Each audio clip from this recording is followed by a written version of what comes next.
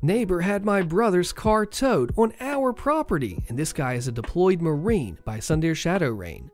My little brother is a Marine and is currently deployed in Hawaii, and his car has been on our property for a while now because, well, he can't come and drive it since he's in Hawaii. This apparently gives Karen the idea to call a tow truck because it hasn't been moved since he left it.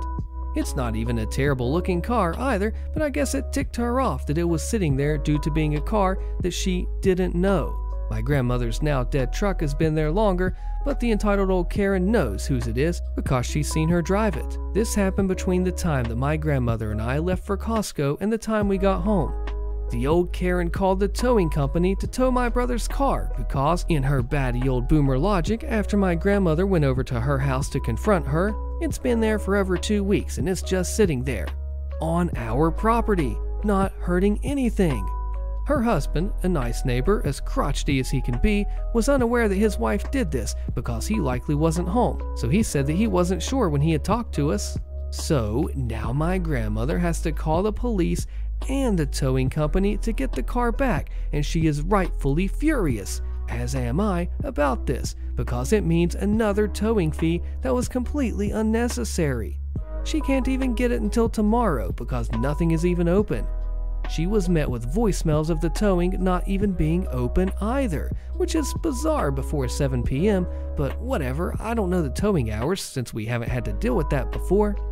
I absolutely hate the old Karen with a seething and unholy passion because this isn't the first time that she's attempted this garbage either. She's done this on other neighbors because she thinks she can police the neighborhood because of her corner house logic.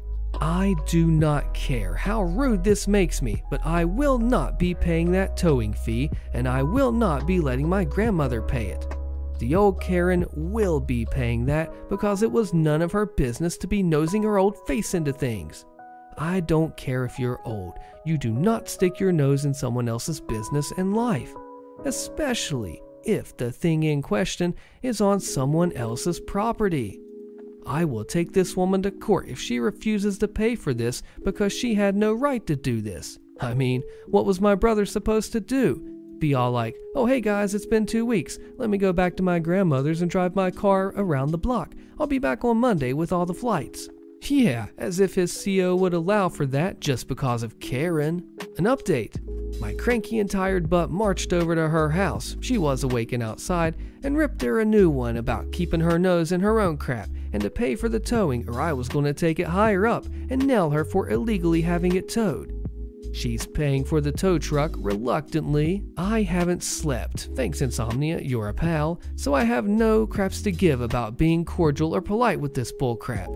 Entitled people need to mind their own dang business and leave people alone. This commenter points out that the towing trouble could have gotten in legal trouble too. Do you agree? If the towing company gives you trouble, remind them that they removed the car from private property without permission of the property owner, so they actually stole the car, and you will be calling the police on them if it's not returned immediately. Just because someone calls them to remove a car, they need proof that it should be moved first. 100% true. Also, a tow off from private property requires a signature, at which point she was impersonating the homeowner. Felony charges there. Maybe a little fear will stick her nose back into her face for a day or two. No hope for a permanent solution. I'm sure she truly thinks she is helping. Would have you pressed charges on the Karen if she didn't pay? Let me know. Give me your property. You don't need it right now. And the unexpected MVPs, posted by Blue Bindweed. I thought stores would be closed off or working much shorter hours during the holidays. Once I got to the store, I saw that it was, sadly for most people working there, mostly wrong. But that meant I would not need to buy much as I initially thought. I brought with me 3 reusable shopping bags, but ended up needing just 1. While I can't say that I have an emotional attachment to these bags, I do like them very much. I bought them because I love the design, the color and the print on them, and gave a bit more money than one would buying reusable shopping bags in the grocery store. They're nice, practical, and I like them.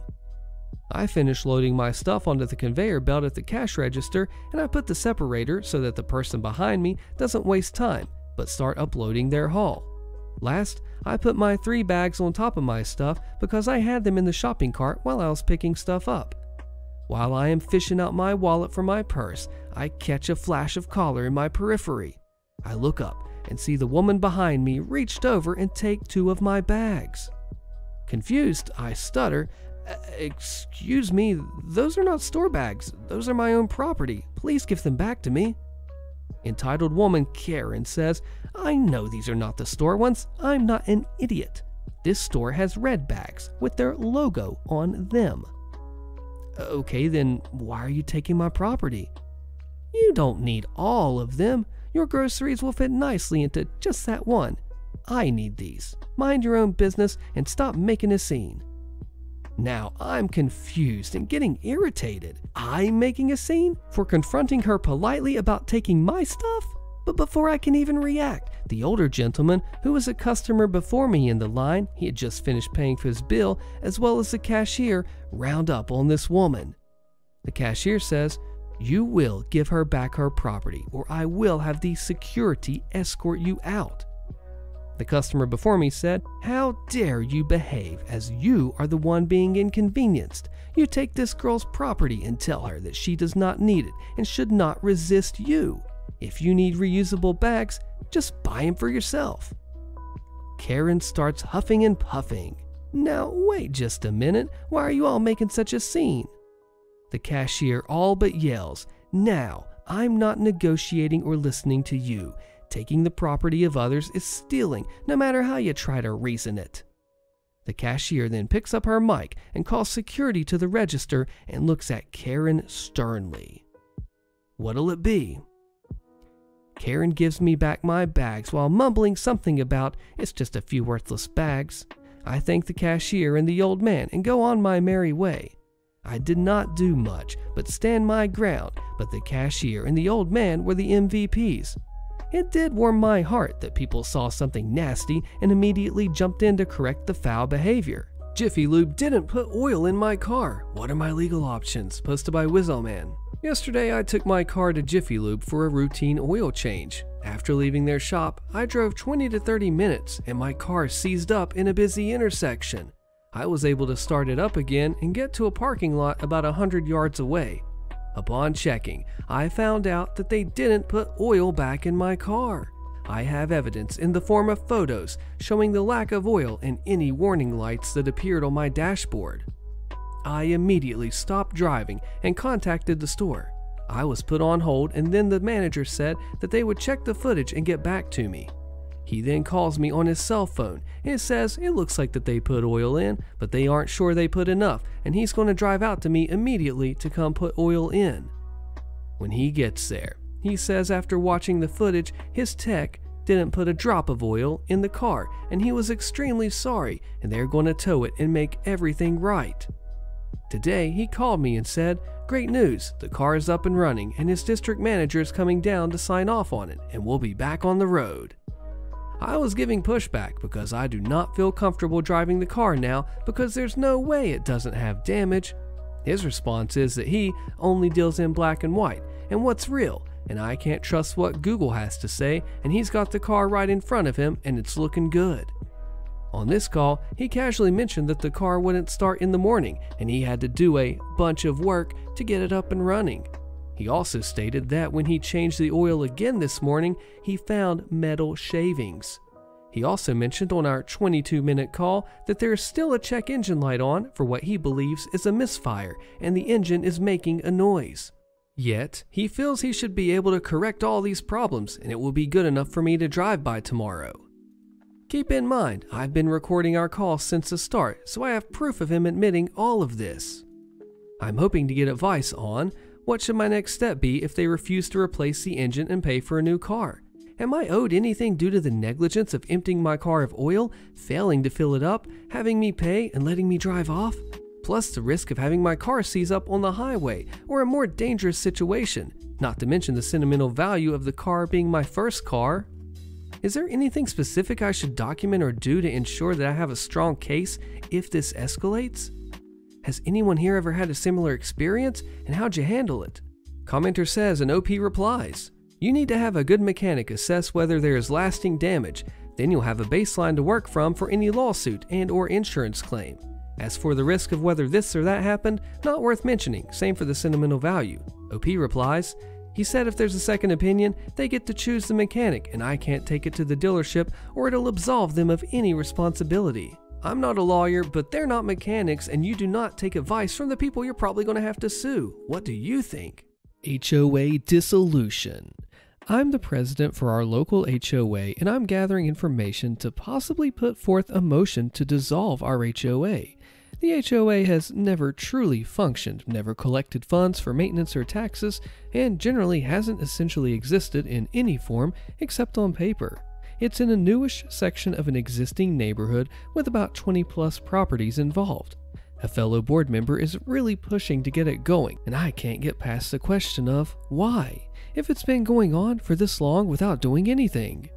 We have no real common areas like a pool or a clubhouse or a playground, and the city will take over the maintenance of sidewalks and the streets of our little 3 cul-de-sac HOA.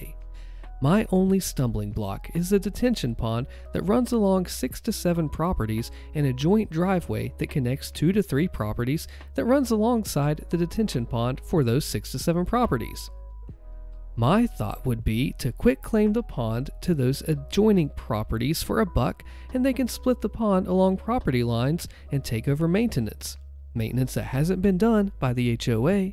I'm thinking to include in the dissolution a one-time maintenance request to clear the area of any growth, just a quick bush hogging to clear the brush, and then transfer ownership of consenting parties if they agree.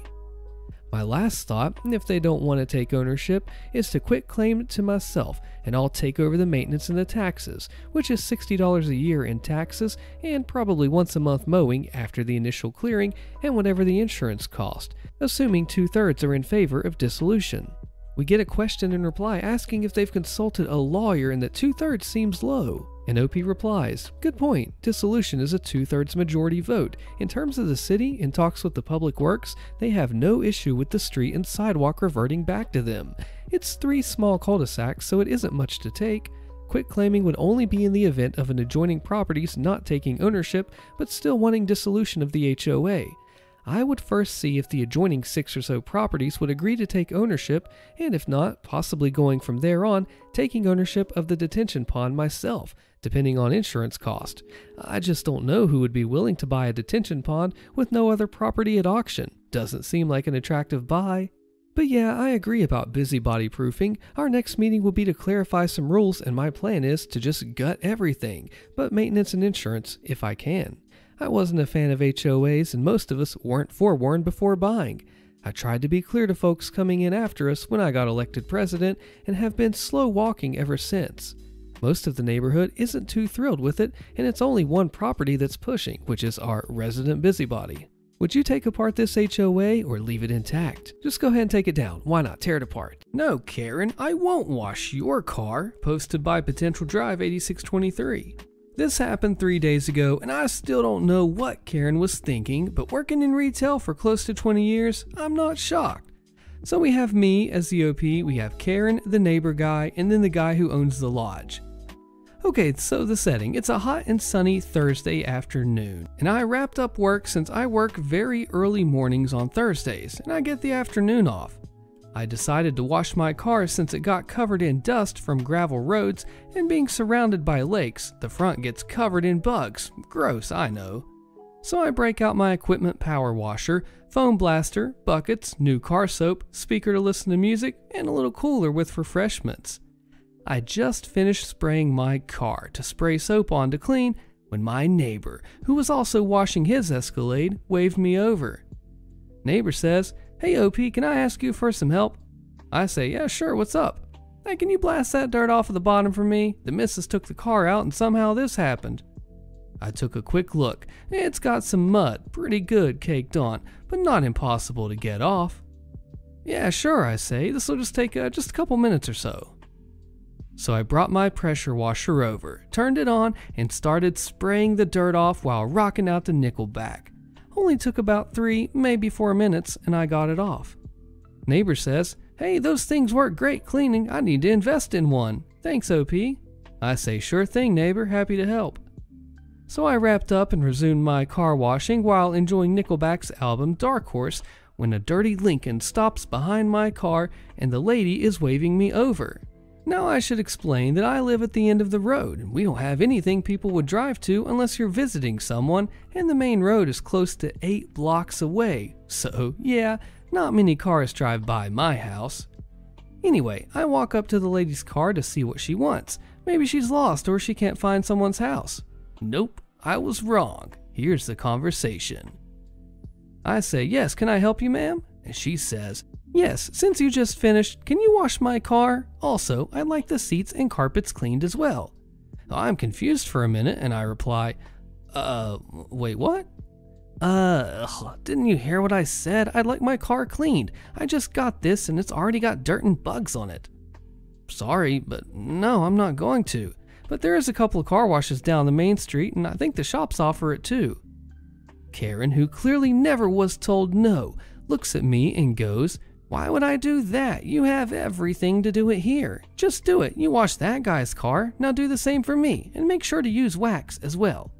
I reply, no, I didn't wash his car. I just quickly helped him to get the dirt off. I'm only washing my car. What did you say? Fine. How much for a wash? She replies. What? What? Can't you hear? I said, how much? Lady, I don't know who you are, and frankly, I don't care. I'm only washing my car. If you need your car washed, go downtown.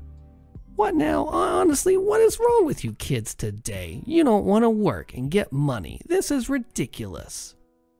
She did go into a little tirade that I won't go into, but then she gassed it down towards Main Street. I look at my neighbor. We both shook our heads and resumed what we were doing. About 3 hours later, I was busy playing Call of Duty Modern Warfare 2 when someone rang my doorbell. I stopped playing and I went to go see who it was, and I opened the door and I see a guy standing there. He says, "Hi, I'm the guy who owns the lodge. Did a lady ask you if you can wash her car?" I reply, "Yeah, some lady did, and she acted kind of like a toddler when I told her no. Why?"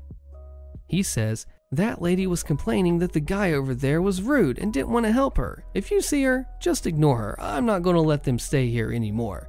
The husband is nice, but she's a piece of work."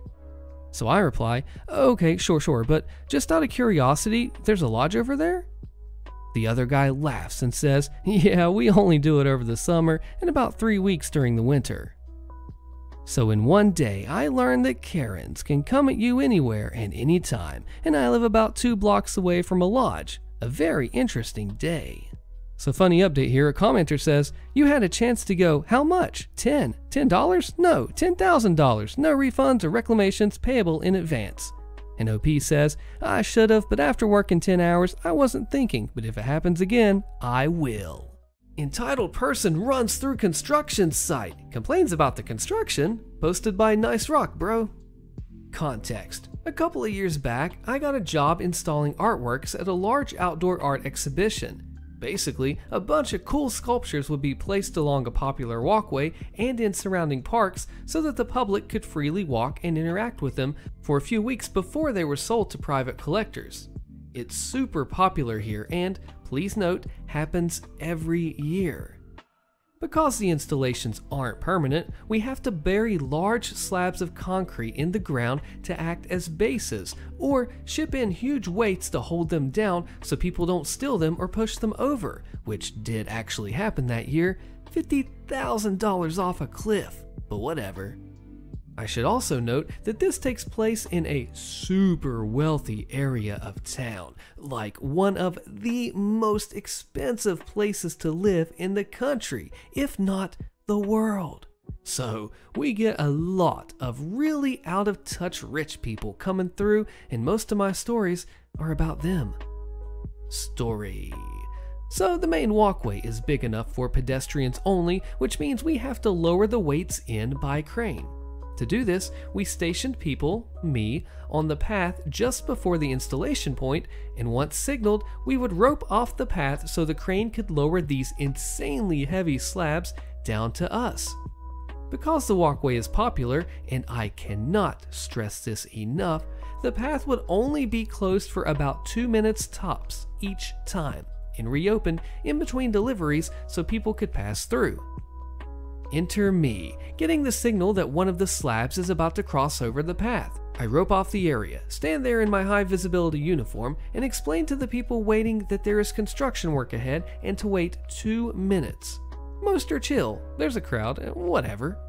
Enter entitled person. Runner type, fancy Fitbit, totally in the zone. He runs up to the rope, no sign of stopping, and glares at me. I put up my hand and start to say my, "Sorry sir, we're just moving a sculpture ahead. It'll be a minute tops and then you can go," spiel, but the guy has already lifted and ducked under the tape. I start fumbling for my walkie-talkie. "Hey boss, you know that comically large concrete slab that you're currently moving? There's a guy under it probably." But it turns out I don't need to because I can already hear shouting from around the bend. "What the heck? That could have hit me, mate. Jeez," is all I hear before my boss pops his head up from the crane and looks at me. I do an "I don't know man" hands and point to the rope. He does a comical facepalm and heads back.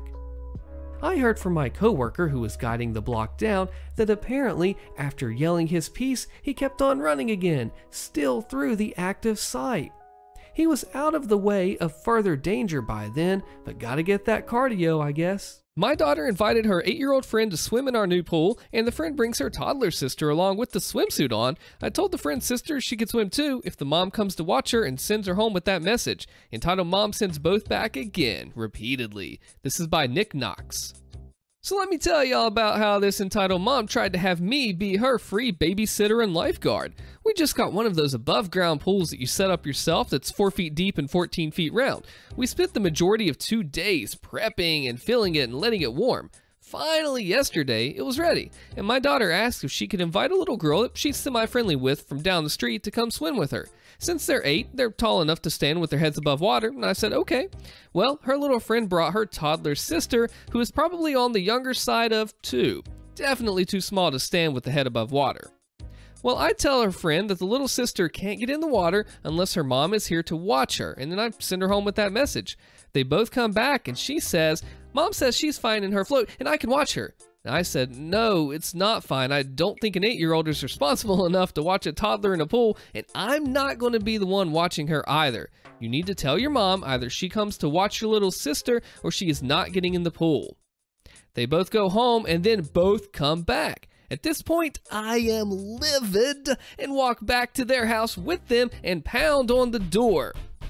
No answer. I keep knocking, and then the garage door starts to open with this woman backing her car out. I quickly went and stood at the end of the driveway with all the kids in tow, both of hers and both of mine. She gets out of her car all PO'd and asks me what my problem is. I tell her my problem is that I'm not her babysitter and that I am definitely not going to be responsible for keeping her baby from drowning in my swimming pool on my property. She then proceeds to start baby talking her own kids, saying, "I'm so sorry, babies. The mean lady isn't going to let you swim. I'm so sorry, princesses," and on and on. Of course, the toddler burst into tears, and then the entitled mom screams at me, "Look what you've done! You've made her cry and ruined her day. I hope you're proud of yourself."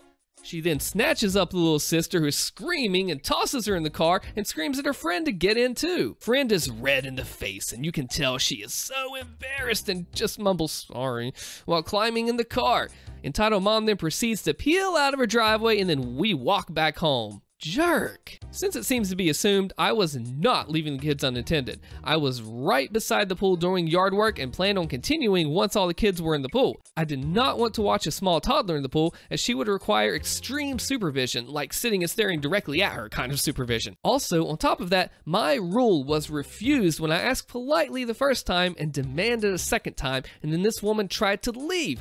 After knowing I said no. For anyone who's saying, well, you could have just watched her. No, I couldn't. I didn't want to, and I don't need a reason not to be a free babysitter for a tiny toddler that I have literally never met. Okay, so as a dad, your kid's life and the babysitting is very important. You need to have all of your ducks in a row, so to speak, everything laid out, where you're going, when you're going to be back, all of that, contact information, knowing what's going on, everything, and give them a little bit of freedom, but not like this.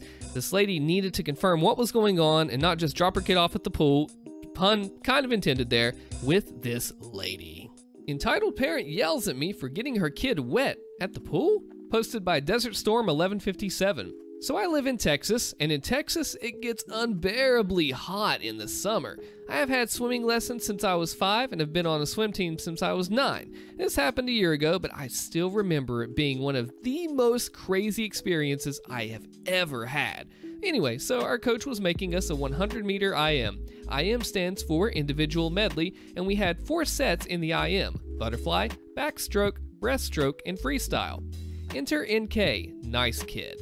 So I was about halfway through my set and did a type of turn called a flip turn. It's when you flip around at the wall to turn. I did my flip and splashed some water out of the pool. Mind you, it was a small amount.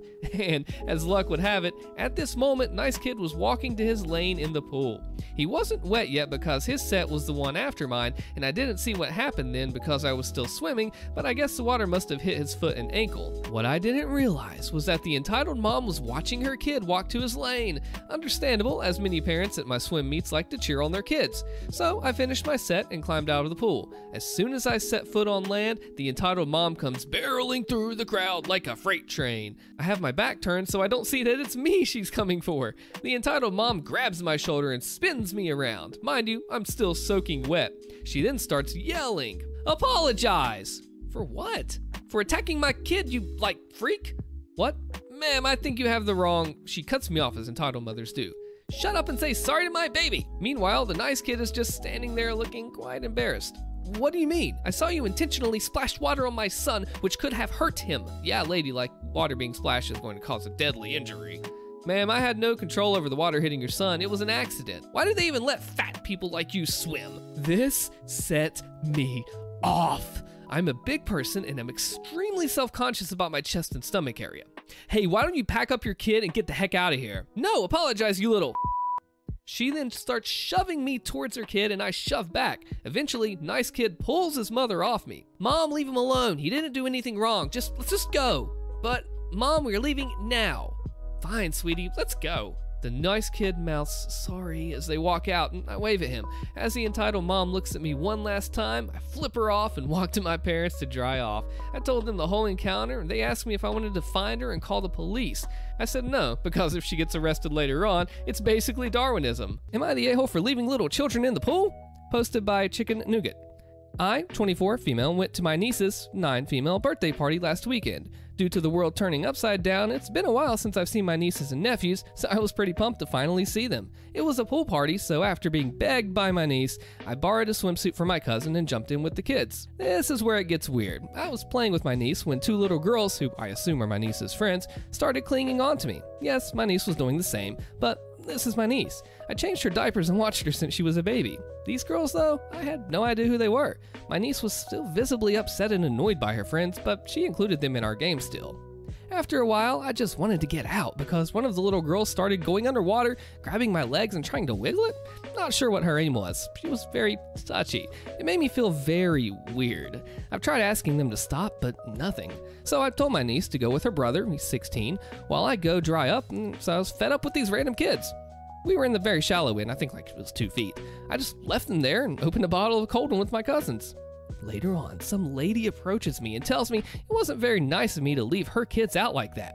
I asked her what she meant. I've never met this woman in my life. She berated me that it was my duty, as one of the adults in the pool, to ensure the children were safe and not left alone. I laughed and explained to her that I'm not a babysitter, I'm actually a guest, just like her. My cousin told her to knock it off, but the other moms kind of just glared at me. Am I the a-hole here? So summaries, I went swimming with my niece and her friends start to crawl all over me and touch me, and I get out of the pool and I get confronted by their mom for leaving them. So they wasn't the only adult in the pool or by the pool, it looks like. This was a party, so there were lots of other adults there. So, if this was your kid, then yes, you absolutely would be. If not, I would at least just check with somebody, but say, hey, you got this kid? But it's ultimately not your responsibility. I think this person should have been watching their own kids because, hey, that's what you're supposed to do as a parent, right? Am I the a-hole for not sharing my car with my stepbrother? Posted by Star City Blues 45. My parents are divorced but cordial. My mother married my stepdad when I was 11. I have a stepbrother who is my age and a half-brother who is 4. My dad recently brought me a new car for my birthday. My brother also had bought a car, which he bought with his money. It was secondhand but in good condition. Just a few days after I got my car, he had a crash in which his car was severely damaged. This was not the first time he was reckless with a car, and earlier he'd almost crashed his father's car as well, with me in the back seat and his father in the front. It's one of those reasons my stepdad refused to buy him a car. A few days back, when I returned from my friend's house who lived nearby, I saw my car gone from the driveway. I immediately ran into the house and started looking and asking my mom and stepdad about it. My stepdad looked bewildered, but my mom calmly got up from her seat and told me she'd given my car to my stepbrother to go visit his friends who lived quite some distance away. I started to panic and asked her why she would do that. She simply said it's what siblings do, and then from then on, me and my stepbrother could use the car on alternate days. By this point, my stepdad had come over to us and told her she shouldn't have done it without my permission. He told her that if anything happened to the car, then she would have to pay. She agreed. Well, something did happen. Stepbrother crashed the car, hood and headlights and airbags needed to be replaced. I informed my father about this, and after assessing the damage, he's learning what led to this, he immediately said, either the stepbrother or the mother has to pay for the part of the repair cost, which the insurance doesn't cover. My mother tried to negotiate, but he wouldn't budge. She asked stepdad and he wouldn't help either, so she had to give the money from her savings. Yesterday, after the car had come back from the mechanic, she came to me and asked for my car keys. I asked what was up, and she reminded me of the alternative day policy. I told her that she was out of her mind to even think that I would share the car with my stepbrother after all this, but she just said she had promised the stepbrother his share of days, and that it's also the reason she had the car repaired so that both of us could use it. I took the car keys and locked the door of my room. She then called me ungrateful. My stepbrother said I was depriving him of meeting his friends and he was suffering. My stepdad later came and put stop to it. The only reason I think I might be the a-hole is because I know my stepbrother wasn't lying about his mental health issues. He's had to see a therapist because of it. His friends have been really helpful in his struggle with his mental health, and my mother did say that she would pay for the damages. So, I don't know, should I just give my stepbrother another chance? Am I the a-hole? Also, I did offer to drive my brother to his friends, but he straight up refused, saying it would embarrass him. Well, no, 0 out of 10, you are absolutely not. He has shown himself to be irresponsible with this car, and he should not be the one that is, taking your car like this. You shouldn't be on the hook. He should be liable. There are other ways. There are Ubers. There are other things you offered. No, you were completely fine. I would agree with you that you're doing the right thing. The HOA finds me, but I'm not even in the HOA. Click the video on your screen so you don't miss the fallout of this one, and I'll see you there.